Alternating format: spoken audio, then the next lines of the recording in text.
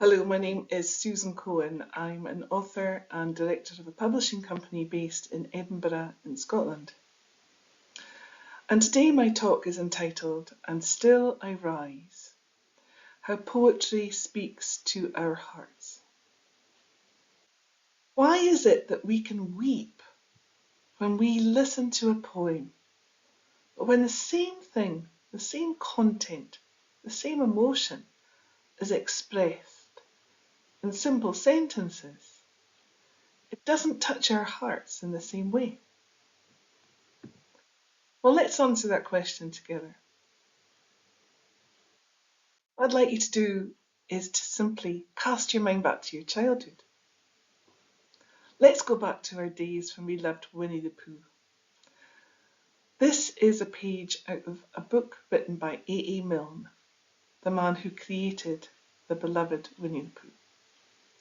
Listen to the simplicity of this poem, but somehow feel how it moves your heart by its economy of words. A. Milne's poem reads, "When I was 1, I had just begun. When I was 2, I was nearly new. When I was 3, I was hardly me. When I was 4, I was not much more. When I was 5, I was just alive. But now I am 6, I'm as clever as clever. So I think I'll be 6 now, forever and ever."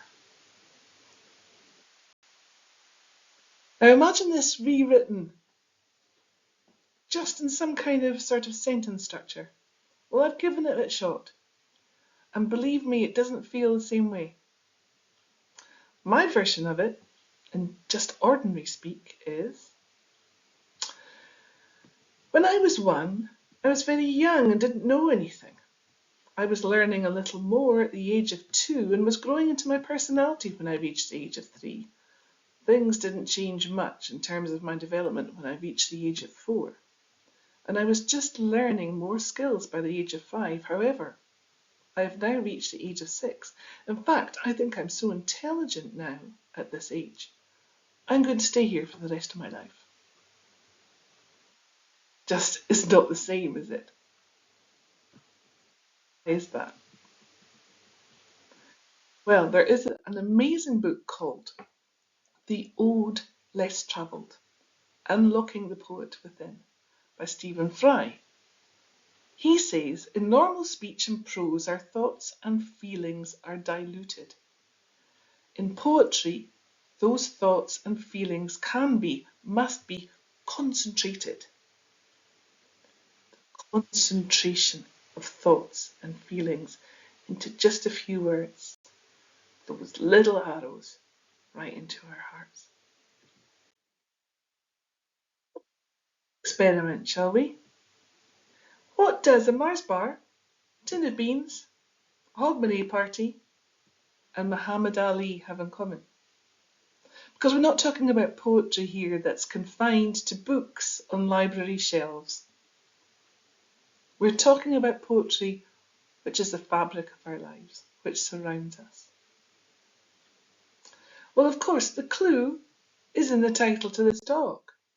It's all about poetry. Poetry binds those 4 together. Let's have a closer look. This is the great Muhammad Ali. He's regarded by many as the greatest heavyweight boxer of all time, the undisputed heavyweight champion of the world.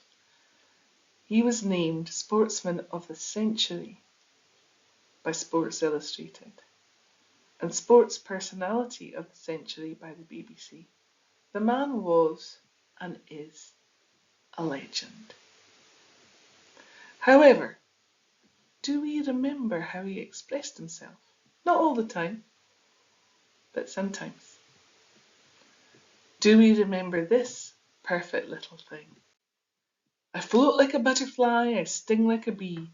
His hands can't hit what his eyes can't see. What a way to express yourself. Ali was from Kentucky, and was known as the Louisville Lip. Eloquent and clever, he had the most beautiful way with words. If it wasn't enough, I'd like to share with you a clip of the great man himself, and would urge you to listen out for the phrase, "I'm so bad, I make medicine sick." Let's enjoy this piece together. Last night I had a dream. When I got to Africa, I had one hell of a rumble. I had to beat Tarzan's behind first for claiming to be the king in the jungle. For this fight, I've wrestled with alligators. I've tussled with a whale. I done handcuffed lightning and put thunder in jail. You know I'm bad. I have murdered a rock. I injured a stone. And I hospitalized a brick. I'm so bad I make medicine sick. I'm so fast, man, I can run through a hurricane and don't get wet. When George Foreman meets me, he'll pay his debt. I can drown a drink of water and kill a dead tree. Wait till you see Muhammad Ali. That is absolute genius.